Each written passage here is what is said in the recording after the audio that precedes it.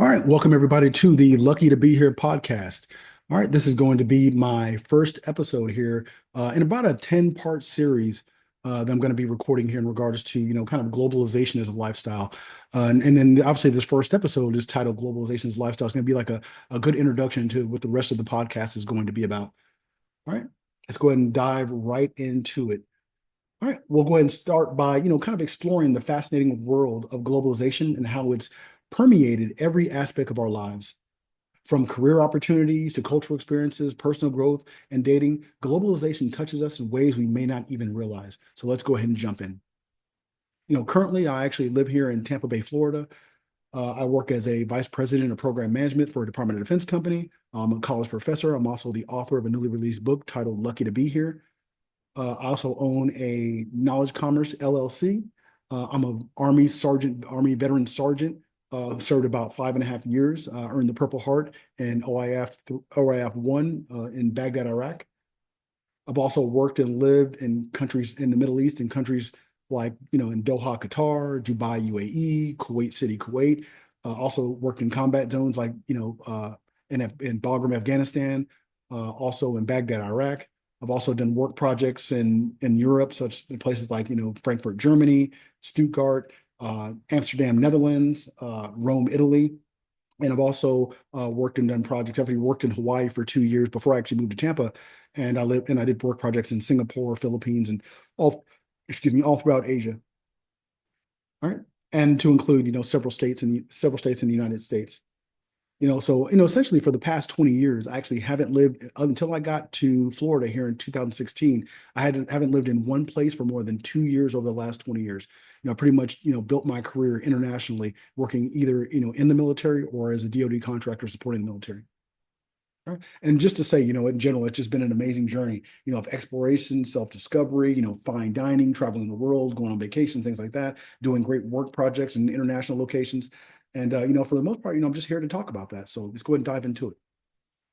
All right, just in general, defining globalization, first things first, what exactly do we mean by globalization? At its core, globalization refers to the increasing interconnectedness of our world through trade, technology, culture, and communications. But globalization is more than just a buzzword. It's a way of life that shapes our experiences, careers, and relationships. In essence, globalization allows us to transcend geographical boundaries. We can work, live, and thrive in different parts of the world while staying connected to our roots. It opens up a plethora of opportunities that were previously unimaginable. And I would even argue that even more so today than ever before, have we've kind of migrated to more of a globalized lifestyle.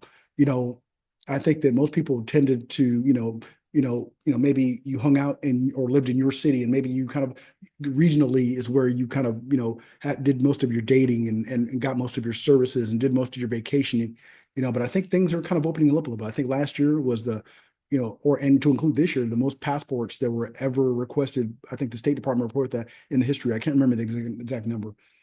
But like I said, as an example, I work my VP job here in the Tampa Bay area. I also work online as a professor for a local college, and I also run an online knowledge commerce business that I have my book that I published. I can work that online. I actually do a lot of my content work when I'm actually in my apartment in Medellin, Colombia. All right. Regarding lifestyle and dating, I use personally what I call a global dating strategy. Since I've lived in Tampa Bay since 2016, I've dated here locally, but primarily because of geographic location, I date primarily in Latin America. And this includes, Medellin, Colombia, Rio, Brazil. I've dated in San Jose, Costa Rica, Punta Cana, San Juan, Puerto Rico, Panama City, Panama, and Cancun, Mexico. And before I actually moved to this area, I lived overseas in Qatar and Kuwait City, and I dated all over the world and experienced fine dining, vacationing, museums, different things like that. So, and we'll get into a little bit more of that later. All right, what is the impact of globalization on our daily lives? You know, let's discuss the impact on our daily lives. One of the most significant benefits of embracing a globalized lifestyle is the wealth of career opportunities to us. With the American dollar being stronger than ever around the world, professionals like myself can explore international job markets and professional services with relative ease. And what I mean by international job markets, for example, I work in the SATCOM industry. And there's SATCOM companies that are all over the world. I think I remember at one point in time I was working for a SATCOM company out of Doha, Qatar, and I got an opportunity, got an offer to go work for, I think it was Emerging Market Communications. They were based out of Abu Dhabi with a operations base in Barcelona as well. There's just so much global opportunity to experience, to have career, that it's really something to consider. You know, um, and like I said, for example, I live here in Tampa Bay, as I work my 9 to 5 day job. And then, when I'm traveling typically on the weekends, I can work my business, my LLC from, overseas in my apartment, from my apartment in Medellin, Colombia. All right. And that's a good thing, right? Can you imagine working on exciting projects while also soaking in the vibrant local culture? This blend of professional and personal experience fosters not just career growth, but also personal growth, enriching our lives in a way we never anticipated. How does that impact me personally? As discussed, right? I live in a high-rise apartment in downtown St. Petersburg, Florida. I get to soak in the lifestyles and the amenity of the Tampa Bay area to include Clearwater Beach, St. Petersburg, and downtown, Tampa, in regards to beaches, restaurants, and the Florida kind of lifestyle. When doing the math, I discovered that the financial resources that I expend over a typical weekend here in the United States, to include dinners, cocktails, socializing, events, are equal to, if not less than, me buying an inexpensive airline ticket to say, Colombia, or to say to, Mexico, enjoying fine dining in cities like that. So, for example, I just kind of sat back one day. I think if the first few years that I was living here in Tampa Bay, I was definitely going to some of the better restaurants. Going to Ocean Prime, going to Ruth Chris, hanging out some of the lounges here in downtown St. Pete and in Tampa Bay. And you spend a considerable amount of money, but you start you add up what you would spend over a typical weekend going to brunch and things like that. And then what you kind of come to realize is that, hey, I could take those same financial resources, and I can buy an inexpensive airline ticket. I can get a hotel that's affordable, and I can also experience, 5-star fine dining, in Latin America, because obviously it's fairly close to me. And it definitely is an option that you could consider, if you're living, here in Florida, for example. You're pretty much 2 to 3 hours away from almost every, country in Central America here. Right? And and I think I've talked about it. For example, I live here in Florida, and I have an apartment here in Medellin. And I think that the Medellin has been a really popular. I think I started going back in 2017, and of recent, it's become very, very popular. Over the last several years. And for good case, right? They call the city, it's the city of eternal spring. It's essentially 60 to 80 degrees year round. Kind of reminds me of a cross between Singapore and San Francisco, with its rolling hills and greenery. It's like the city was kind of built into nature, into a mountain, essentially. So it's just one of the things where you can, it's really a good bargain city with great infrastructure and beautiful people, and it's just a great place to be. And when you think about, globalization as a lifestyle, think about the services, right? What do you pay for a manicure, pedicure, for a teeth cleaning, for a haircut or a face shave, or to go to a fine dining restaurant here in the States, right? You probably pay somewhat a considerable amount, and that can add up.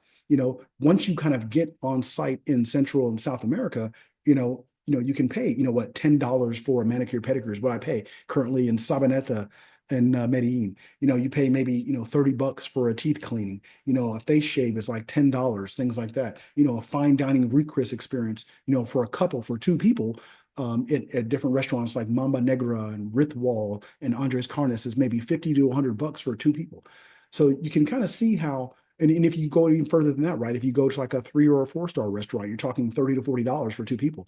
So you can kind of see how the math kind of adds up to where, if you're making just a decent income here in the States, you can live a 5-star lifestyle down in Latin America, for a fairly, an inexpensive price. I would argue that I probably spend about 25% of what I spend here in Tampa Bay to hang out in Latin America. Once you get there, now you do have to buy the plane ticket, and you've got to have a place to be, have a place to stay. But once you get past that, you're probably spending about 25% of the cost. And not to mention you get to experience a different culture. So I think it's really, really worth it. And this includes Asia as well, and probably different parts of Europe, Eastern Europe and different places like that. Right? So, I think, like you said, leveraging the US dollar, our dollar is extremely strong. I think, what is it in Brazil? It's 5 Brazilian real or 6 Brazilian real now equals $1. I think it's like maybe 4,000 Colombian pesos is $1 and things along those lines. So, leveraging the US dollar, only with only a 3 hour flight from Tampa, Florida, you can improve your lifestyle by orders of magnitude, essentially. And I think that's definitely something a lot of people should be considering, right? I mean, to think about it, right? In a sense, I can eat out and live a 5-star lifestyle 7 days a week, essentially, for a fraction of the cost. All right, and let's talk about, cultural experiences. Speaking on culture, let's talk about the incredible experiences that come from globalization as a lifestyle. Traveling has always been a tremendous teacher for me. I've had the chance to explore places like, Dubai, UAE, and various parts of Asia, Europe and Latin America, with each visit offering unique insights into diverse lifestyles and traditions. For example, during my time in Medellin, I've enjoyed amazing food scene and participating in local festivals like the Flower Festival.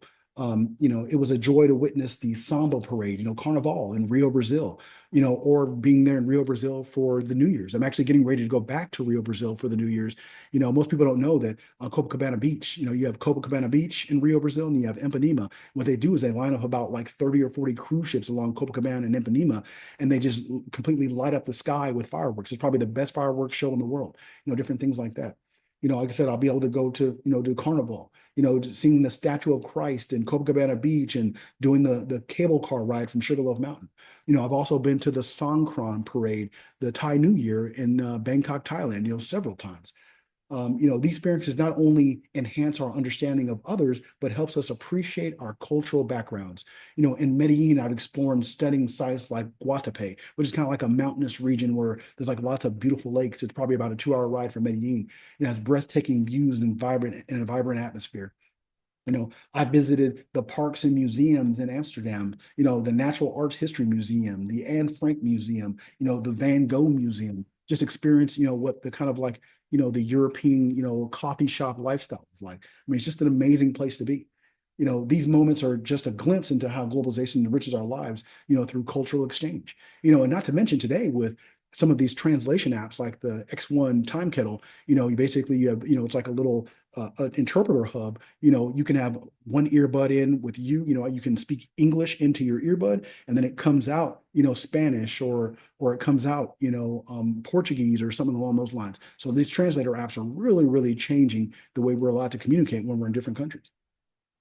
You know, so in regards to, personal anecdotes, right? I want to emphasize the importance of adaptability and openness when diving into new cultures.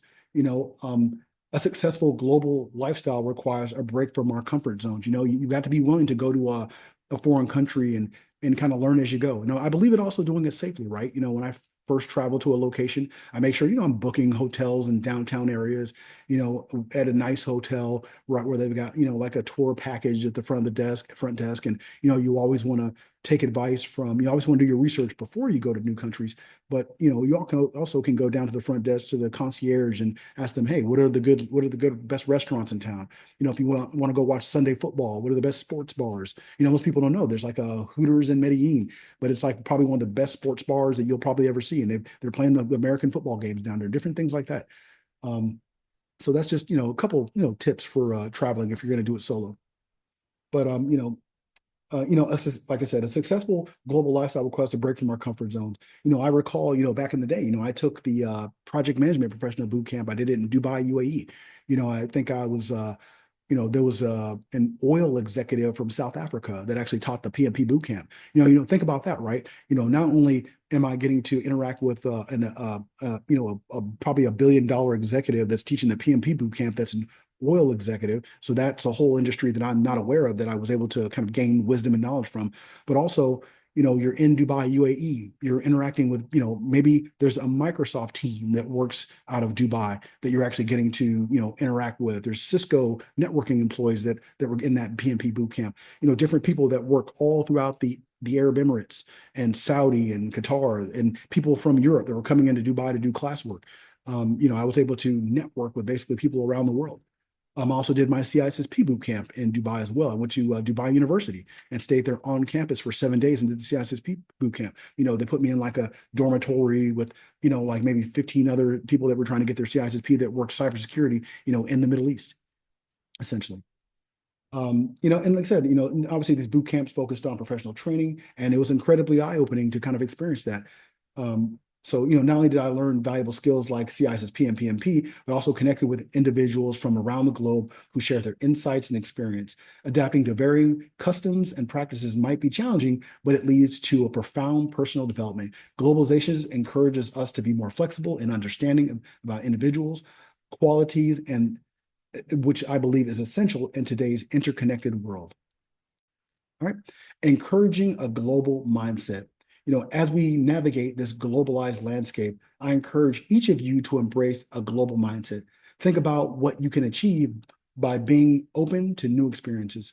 For those of you who have a busy schedule, consider planning quarterly international trips if you can manage it. That's one of the things I like to do is, I've actually kind of worked it down to where, pretty much once every month or once every two, I take a small, inexpensive trip to somewhere in Latin America. But, if you are spending those same resources here locally, obviously continue to do that throughout the months, but maybe you can carve away a few dollars and hop to Punta Cana, Dominican Republic, and stay at one of the beautiful resorts there, right there in the Caribbean on the beach. Maybe you can jump over to San Juan, Puerto Rico, and stay in Old San Juan, and watch the cruise ships come in. La Casita is one of the more popular little restaurant bars that are right there on the water. There's just so many great locations throughout, Central America and South America that you can hop to, especially if you live right here in Florida, or if you're in, California, can you hop over to Asia or to, Hawaii itself, right? And here's another thing, right? Now let's talk about, there's a lot of conversation going on these days about, remote work. Just imagine, for example, if you had a remote US income and you were able to work, let's say from, Medellin, Colombia, and, you have like a 3 bedroom, 2 bath, essentially penthouse or high-rise apartment overlooking the city, and you were paying, $750 a month. So think about, we discussed earlier, some of the cost of living, like the services, how those were fairly inexpensive. You're paying $750 a month, but yet you're earning in US dollars. But do you see how your quality of life can increase exponentially? And I think that's kind of the goal, is to essentially, wherever you have the best opportunity, if the best opportunity to make money is here in the States, that's what you do. If the best opportunity for the best type of lifestyle is Latin America, is Asia, is the Caribbean, things like that, then why not add that to your repertoire? That should, I believe, at least be a consideration. But like I said, imagine if you were making US dollars and working remotely and lived in Medellin, Colombia for $750 a month. You had a 3 bedroom, 2 bath high rise. My ultimate goal, there's a gentleman named Andrew Henderson, and he actually he has a podcast and a book out called Nomad Capitalist. And he actually promotes the trifecta lifestyle. I'm not quite there yet, but my goal one day is to basically live in 3 locations for 4 months out of the year.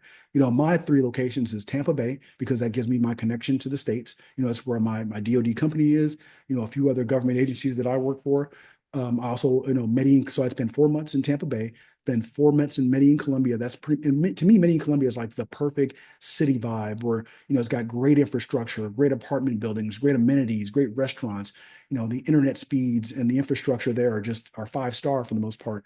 And then, that would be my city, location. And then I'd spend 4 months in Rio, Brazil. In my opinion, bar none, Brazil has the best beach culture. Rio, Brazil has the best beach culture in the world. So, pick 3 locations, live there 4 months out of the year, as opposed to, simply living remote in one city 12 months out of the year. That, obviously it's going to be amazing to do that, but maybe it becomes a little bit stale. So if you have a few locations to kind of change and transition to, I think that'll improve your lifestyle. Okay, let's get back to it. All right. And in in regards to my lifestyle, back in the States, what I kind of decided to do was, let's just say you've got, a set amount of money that you use for your leisure as you're living in the States. Who's to say that you don't scale back a little bit of your leisure here in the States to create a little bit of funding for you to take some of those, kind of like, Central American 2-3 day, quick hop, overseas trips and things like that. So that's kind of what I do.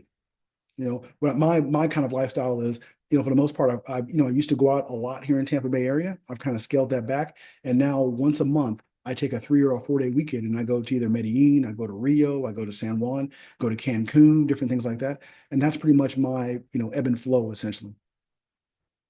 All right. All right. The global dating strategy. I know this will be an explosive and exciting topic to discuss. But I'm going to make an entirely different episode in regards to the global dating strategy. But I kind of want to take a high level look on, what that means in regards to having a global dating strategy just in general, right? Let's examine a perspective of how globalization affects dating culture. All right. I can only provide a perspective from the male point of view, obviously, because I'm a guy. So bear with me on that one.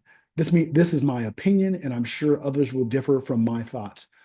But let's just kind of think about that for a minute. If you're a single person and you're living in Tampa Bay, Florida in general, if I'm correct, roughly 69% of the world's GDP is actually here in the United States.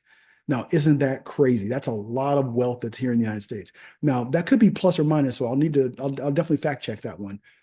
Um, but let's just go with that for the time being.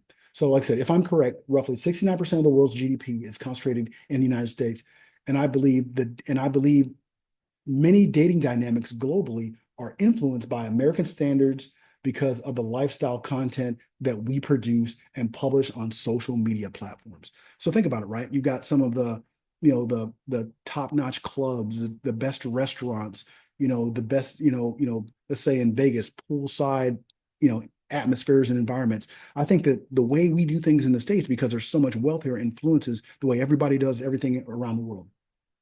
Right? I believe that if you're an American and you're open to adopting a global dating strategy, you have a competitive edge when it comes to finding love and romance. In recent years, many of us not may not realize how globalization impacts our romantic lives. In my opinion, the US dating market and culture often centers around online representation, perceived status, and hierarchy. I would argue that your income, physical looks, charisma and personality, and some elements of stoicism or frame, as a man in particular, are a crucial factor that affect the quality of your romantic opportunities. I believe in America, I believe we have in America, if I'm being honest, I believe we have an overabundance or wealth, overabundance of wealth, beauty, and social status influence, which creates an extremely competitive dating marketplace. It could be said that we suffer from an abundance of choice, which could lead to an inability to choose. That's just my personal opinion, but give it some thought. As a 44-year-old guy, let's say, for example, let's say I typically spend about, on a pretty nice day. Let's say I spend about, $200 plus or minus. You're talking about, what, two steaks, two potatoes, a few cocktails and a dessert or two. Let's just, and that $200 may or may not include, what the 25% tip typically, right?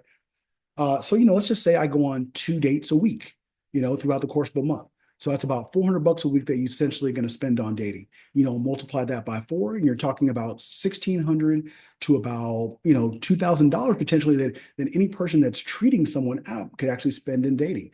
And let's just be honest, right? My Range Rover cost that much. That's pretty much how much my Range Rover cost, and that's how much we spend on dating in the States.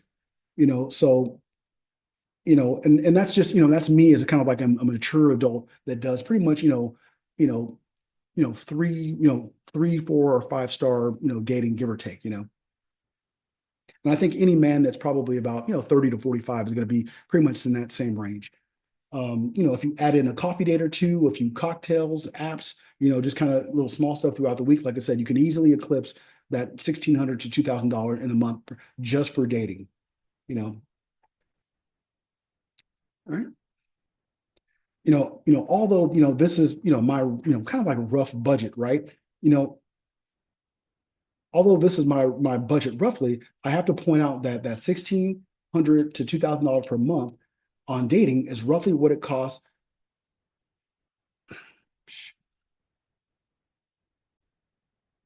All right. If you're in a committed relationship, I believe these numbers can be considered acceptable by some.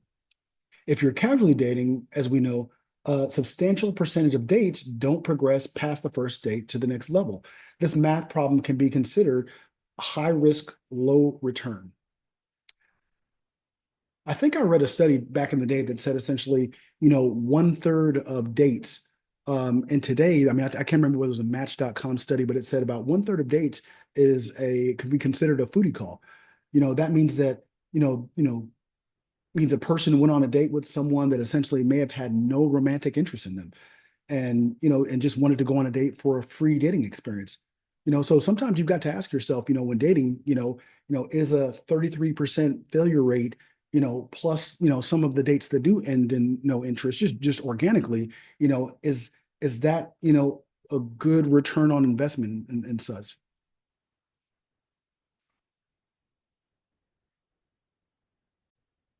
I've been traveling for work and romance, probably since about 2001, when I took my first trip, as a private in the Army. My mission was to go to Kosovo for a peacekeeping mission. And on the way to Kosovo, in order to in process, we stopped right out at an air base right outside of Frankfurt, Germany.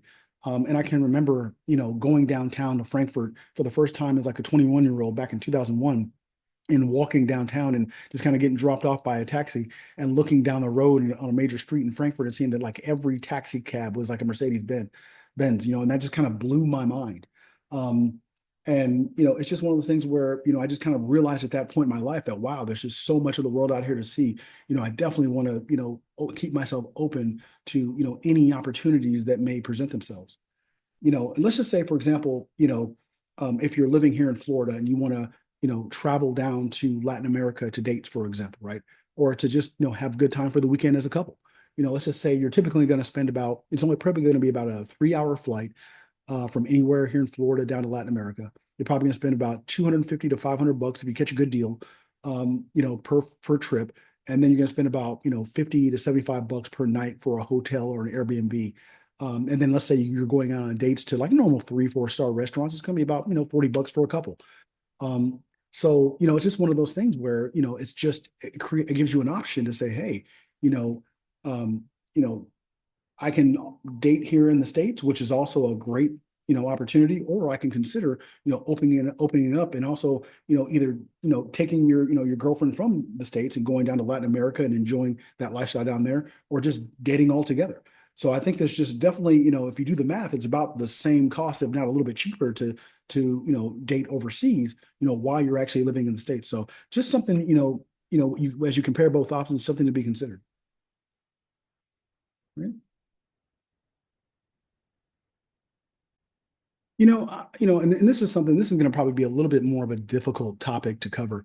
But I think I read I think I saw a report, it was online, so I'll have to fact check it, but I think it reported that like a third of young men under 30 were either, virgins or haven't had a romantic opportunity in the last like year or two. So, it's definitely something that has been a cause of concern in regards to, young people pairing up early on.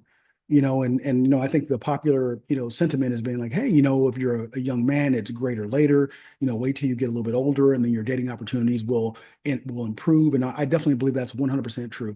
And I do think that, young men, as they're young, this is when they're going to be building their career and they need to be going to college. They need to be going to, getting trades, going to, trade schools and building their professional careers, getting experience. And then once they kind of typically once guys get to about 30 is when they start getting some momentum. But I would argue that I think that another option should be considered for some of these young men. I mean, is it healthy to tell young men 18 to 30 to basically just completely give up on dating until they're actually 30 years old and they have the resources to be able to afford, fine dining? I'm just not sure that that's 100% healthy.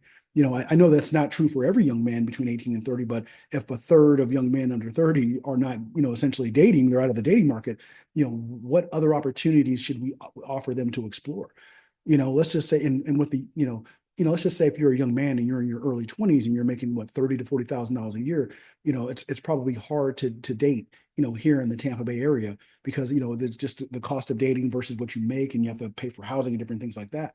But that same young man that earns, 30 to 40K, let's say he does fly down to Medellin, Colombia, and he's 18 years old, 19 years old. He meets another nice young lady that's from, maybe the country that moved to Medellin to open, maybe a hair salon or a nail salon, a small business owner, maybe she works there. I would argue that that 18-year-old, that young man is a good pairing for that young girl that comes from a small country town. There's a lot of professional women and traditional women that come there. That 18-year-old that may have been excluded from the dating market in the States. I believe that that's a good pairing, a great opportunity for two good young people to meet and form a relationship. And I want that to be part of the conversation when it comes to dating abroad. I know there's, a lot of Americans go abroad and, of course, there's lots of great restaurants and nightclubs and lounges and social scene, overseas. But I do think that that could be a partial solution. Of course, it goes without being said, right? Of course, we need young men to level up, to improve their career, improve their education, improve their skill sets, make sure you stay physically fit and things like that. But if you're asking someone that's 20 years old to compete in a market where the 69% of the world's wealth, so GDP, is in America in this concentrated place, it could be difficult to compete, in that kind of a financial market. Why not consider opening up your dating market to where, your 30, 40,000 puts you in the top 1% in any other Latin American city?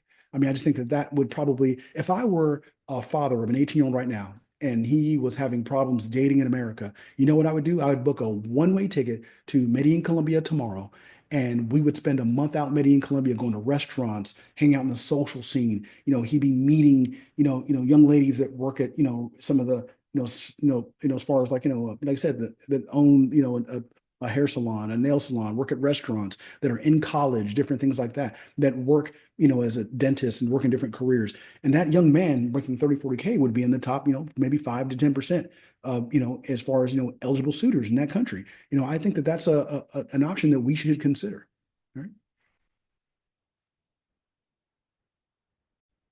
Yeah, and I think I'll just leave that episode at that. I just think that, overall in regards to, and we're going to dive into some other episodes that are going to be great too, but in regards to overall, dating and relationships, in regards to career and having different cultural experiences and just, going to different, places like, if there's a Fogo de Chao in Rio, Brazil, and going down there to a restaurant like that and seeing how they do it, or going to Medellin, Colombia to Ritual, Mamba Negra, Andres Carnes, different places like that.